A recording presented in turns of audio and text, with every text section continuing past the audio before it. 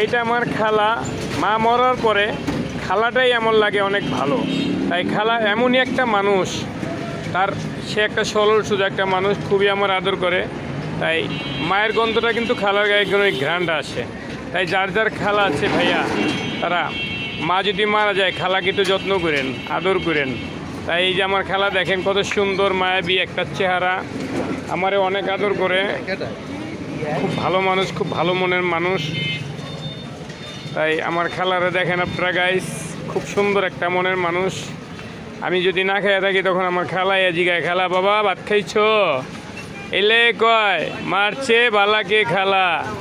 তাই খালারে সবাই সম্মান করবেন মা না থাকলে। গাইস এই যে দেখেন আমার খালা কত সুন্দর একটা মানুষ। খালা, আমি যে কথাগুলি কইছি মিথ্যা? আমার আদর করো না তুমি?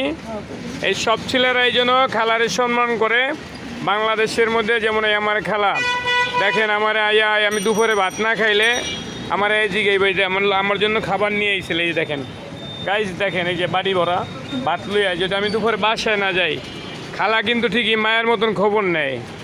তাই এরকম খবর কার কার নেয় এটা আমার কমেন্ট বক্সে জানাইবেন। দেখেন প্রতিদিনই কিন্তু খালা আসে। তাই কয় না, মা মারা গেলে গায়ে অনেক গন্ধ হে খালার, কথাটা কিন্তু বাস্তব। দেখেন আমার খালা কত সুন্দর মায়াবী একটা চেহারা। তাই সবাই আমার খালার জন্য দোয়া করবেন, সে যেন ভালো থাকে, আল্লাহ আল্লাহ হতে পারে, 5 ওয়াক্ত নামাজি যেন সবসময় 5 ওয়াক্ত নামাজ পড়তে পারে। খালা আপনি দোয়া চান মানুষের কাছে? সবার কাছে দোয়া আছে, আল্লাহর কাছে দোয়া আছে। সবাই আমার জন্য দোয়া করবেন।